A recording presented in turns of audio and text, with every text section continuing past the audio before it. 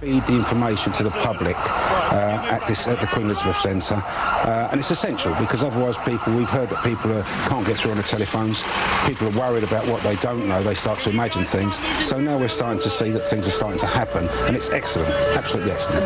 Management of fear in a situation like this, pretty vital. Absolutely, absolutely. You know, we've seen that a lot of telephones have stopped working in the capital.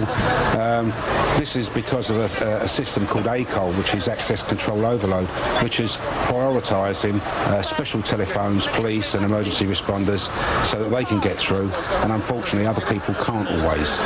We're just getting some news, Jeff, as you stay with us, from information about casualties at St Mary's Hospital in Paddington. 36 casualties, 6 critical, 17 serious and 13 minor. We're also getting unconfirmed reports that US officials have been quoted as saying that 40 people have died in the attacks on London. Just to return to what we were saying, Jeff, about management of fear in this sort of scenario, we don't yet have an emergency phone number from the authorities that people have been directed to. Should we be concerned now? I mean, we're talking sort of 5 hours into this incident. I can't comment, I don't know. I would have thought that it should have been available. Generally speaking, if it was a London Underground incident, they would normally have set up a response immediately. 5 hours later, I don't know. Maybe there's things that we don't know, and I'm sure when they're ready to give us the information, then at 3 o'clock, that will come to light. OK, Jeff, for the moment, thank you very much. Let's try again and establish contact with Martin Brunt, who's tuning into police information at Scotland Yard. Martin? You were talking earlier, Martin, about the attack on the bus in Tavistock Square, and I've been talking to an officer who's been there. He said it's absolutely devastation on the bus, and we think at least 7 people died on that bus explosion. The latest figures I have on the number of dead is 45. That's not official, but it's come from a very good source. Of course, it's a figure that is likely, sadly, to rise as the day goes on. There are still people trapped in the wreckage at one or more of the 3 tube explosions, and there's an assumption that there may be bodies involved there, so that death toll, which I'm told reliably at the moment is 45, could rise as the day goes on. And you were telling us earlier, Martin, estimates of course, those with injuries, either serious or minor, difficult to come by, but it's going to be in the hundreds, if not thousands. I'm told that up to 1,000 people have got an injury of some sort, and of those 150 are seriously injured. And again, talking to an officer who's been at one of those sites, he says, we talk about the walking wounded. He said, well, some of those walking wounded that we often talk about have been coming out of those explosion sites in very, very poor conditions physically. So 150 seriously injured, up to 1,000 of some injury or another. Sky News reporter there telling us an unofficial number that he has of some 45 killed. But again, we don't know that for sure, but we do want to attribute that because it's obvious the casualties are significant. By the way, you've been seeing this a number of times. This is video from one of those phones in one of the tube subway cars, tube cars, apparently right after this all happened, and they've been showing that video, and we have as well. Simon Marks joins us now from Washington, although he normally is in London, or has spent a good portion of his life and career in London. Also, we're joined by Newsweek White House correspondent Richard Wolff. But Simon, I want to start with you, if I could. Give us a feel for these explosions. We have confirmed that there were at least 4. Is this a dense area? Is there some strategic impact that you think it makes? Well, I think it's a pretty dense area. I mean, it's not totally close together, Bob, but these targets are all major targets in central London, major commuter targets, and there's no question that this has been a very coordinated attack on a number of strategically important targets as far as the London transportation network is concerned. You know, Londoners have always assumed, I think, that it wasn't a question of if London was going to be hit in the aftermath of 9/11, but when. British security forces have made enormous strides since 9/11 in terms of breaking up Al-Qaeda affiliated cells in the UK. Numbers of arrests have been made in those months since September 11th, 2001. But this illustrates that you can never stop a dedicated cell from carrying out an attack on a major capital city like London.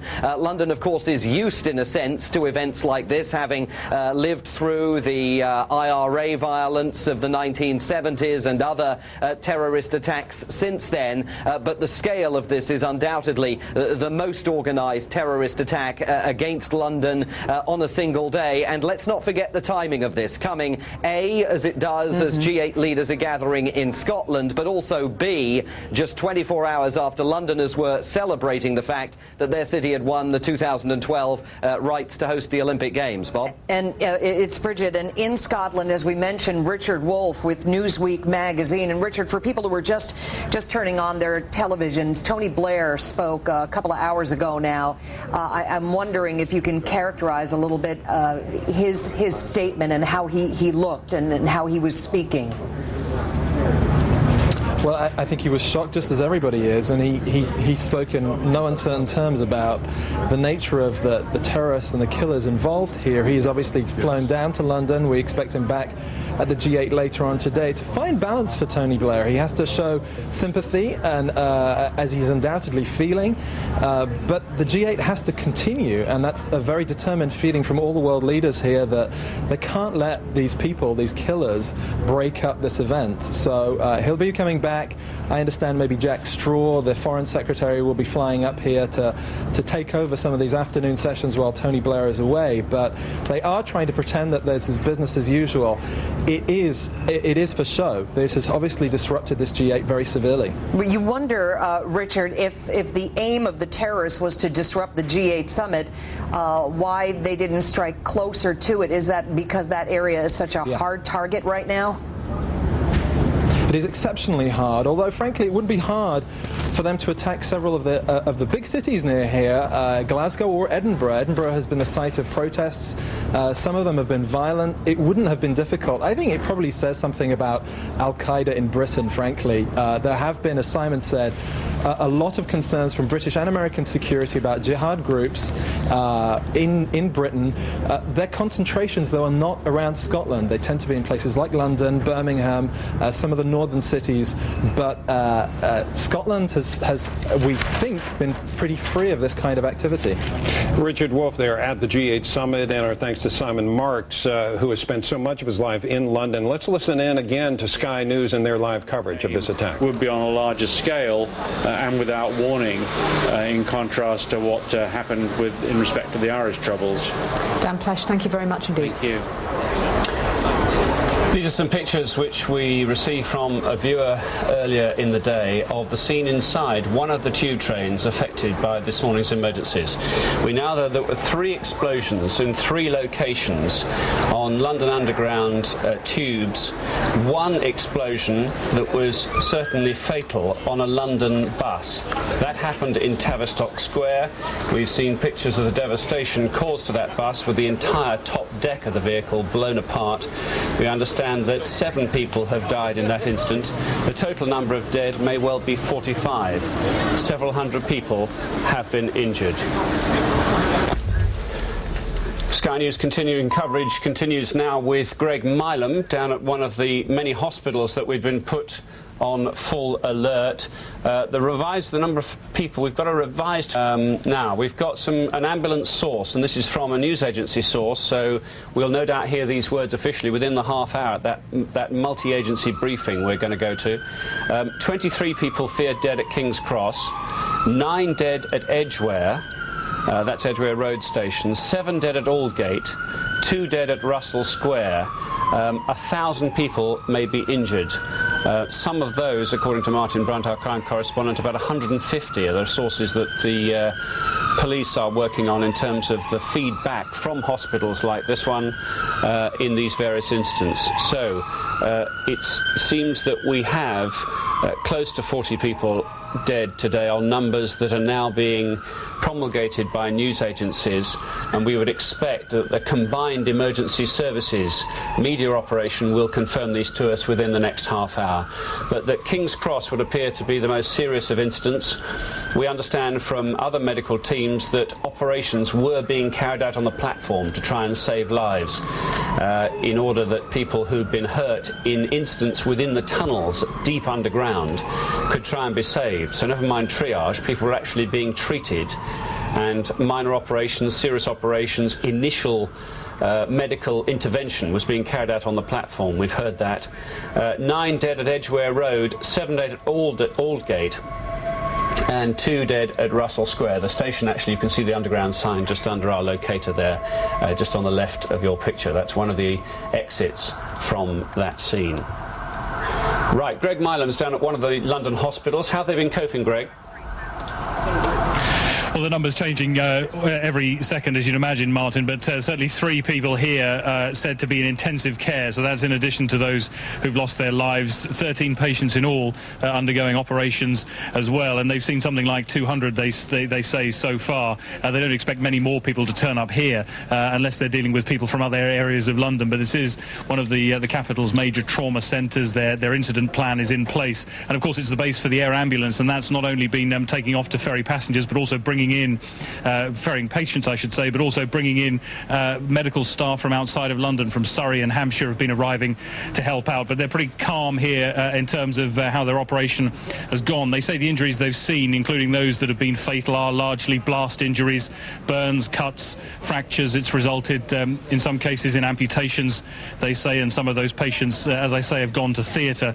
And as with blast operations, many airway problems, people with burns to their respiratory system. That's the sort of thing they've seen here. But they say in terms of what they've dealt with in the numbers, although it's a shocking incident for them to deal with, it's what they're trained for, it's what they prepare for. And in fact, they say everyone was on site this morning for a meeting, including the helicopter rescue staff, the London Air Ambulance that's based here. They were all here for a meeting when this incident started to unfold. So in many ways they were in a better position to deal with it than they could have been at any other time. But many of the walking wounded have already left here. They are dealing, as I say, with 13 have gone to theatre, 3 in intensive care, and of course those who they could do nothing for here.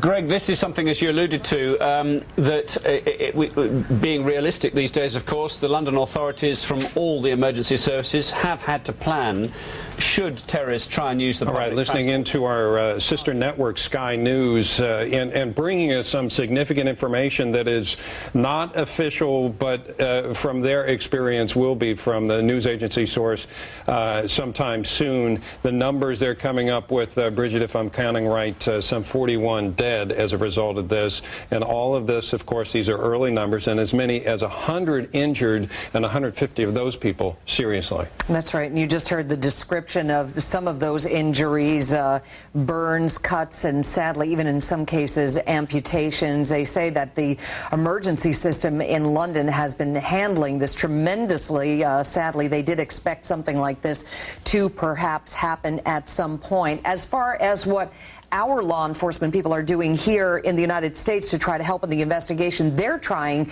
to determine if this claim of responsibility from an Al-Qaeda cell is credible. And as for our nation's security this morning, the president made some remarks from Gleneagle, Scotland. He said Americans should be extra vigilant on their way to work this morning. However, the state of alert has already been raised. It's always at a heightened state Elevated. in New York City, and that remains the same in some other cities. Again, extra security, extra precautions this morning, but no reports of any sort of threats made here in the U.S. And we have seen reactions in the financial market. Stuart Varney, Fox News business contributor, joins us with that. Stuart, good morning. Yes, indeed. Good morning, Bob. Well, of course, when news of the London bombings broke, there was an instant reaction on financial markets all the way around the world. Those markets markets are increasingly linked on a very close global basis, and the price of stocks literally around the world went down sharply. At this moment, European stock markets are showing losses of about 2%. We were expecting very significant losses in the New York market as well. Those expected losses, however, have been cut severely. We were expecting a loss of maybe 200 points on the Dow at the opening bell, but that expectation has been changed.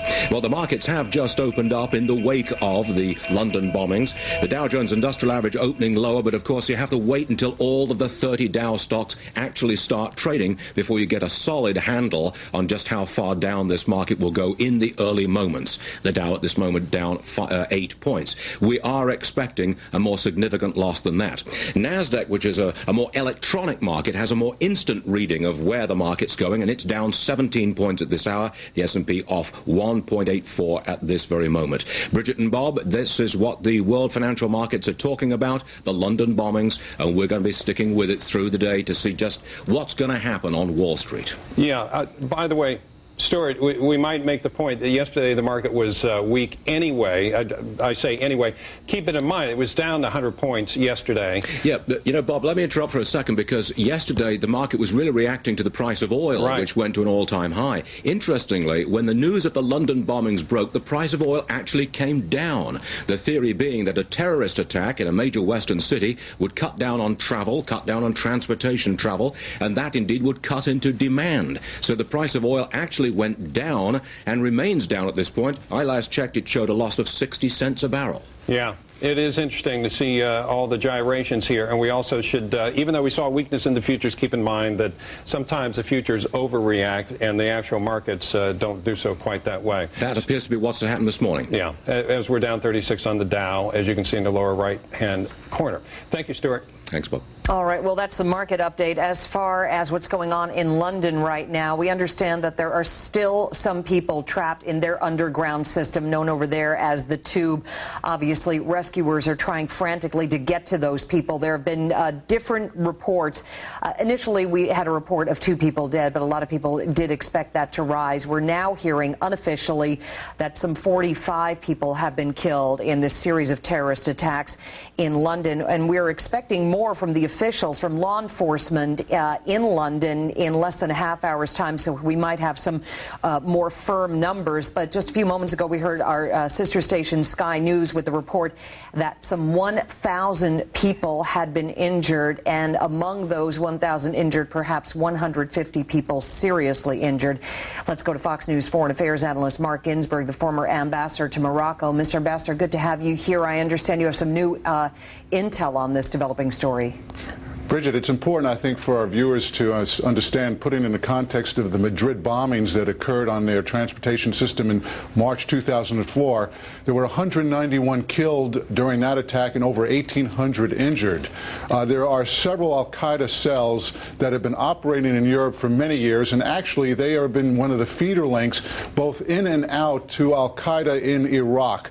Abu Musab al-Zarqawi's group has tied to Ansar al-Islam that has bases throughout Europe. We've known that. And also, just a few days ago, British police had deported some of the radical Islamic militants from some of the more radical mosques in central London. London has been a hotbed of Islamic radicalism, and it only takes, Bridget, about 7 to 8 al-Qaeda operatives to commit these type of atrocities based on the number of terrorists that we ultimately were apprehended by the Spanish authorities during the Madrid bombing attacks. All right, Mr. Ambassador, I'm sure we'll be talking again through the course of the morning. Thanks. Right now, let's go to the scene. Catherine Drew, a reporter near the Aldgate Underground Station in London. Catherine, what can you tell us?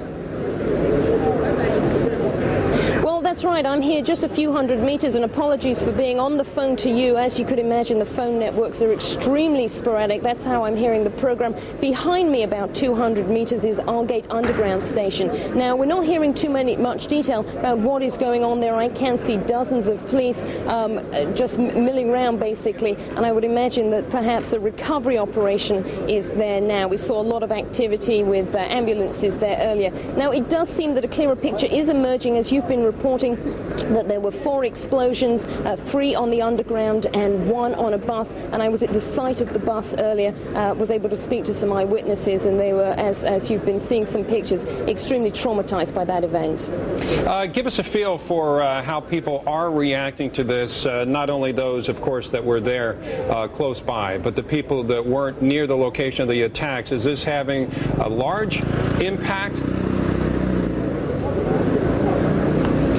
So I actually came from Tavistock Square, where the explosion on the bus occurred, here over to the East End. It's a matter of like 4 or 5 miles, I believe, and the city is really eerie. It's actually deserted, well, deserted for traffic terms. There are lots of people walking, and of course people have been stuck here. They've been stuck at their places of work or at schools.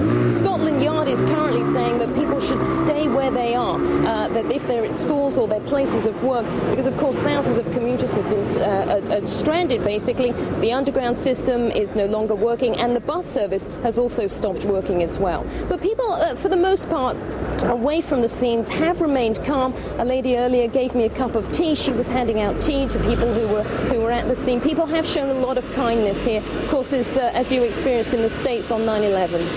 Yeah, you know, a lot of people say that London has been a likely target all along.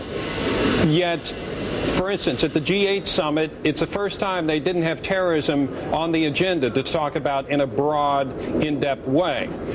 Is there a sense in London up to today that the attention on this battle against terrorism had dropped so that people really weren't thinking about it all that much? Well, I think it's fair to say that as 9/11 faded in people's memories, people weren't thinking about it that much. Of course, last year we had the deadly Madrid bombings, and many people today are making the comparison that perhaps this is more akin to that. But most people you speak to immediately think that this is the work of Al-Qaeda in Europe. And I think especially people, London commuters who use the underground, it was such an obvious target. People have been saying for a long time how scared they were to use the underground. Certainly I felt that way. And a few months ago, I think it was at the beginning of the year, the London Police Commissioner said that a terrorist attack on London was inevitable. So I think people were still pretty aware of this, although perhaps had become quite lax as the memories of Madrid and New York and Washington had faded. Yes, Catherine Drew on the scene there at the Aldgate station for the Tube. Thank you very much. And even if people think that you're prepared for an attack, that doesn't help the people. The latest numbers we're getting unconfirmed, around 45 people dead and some 1,000 injured, 150 seriously.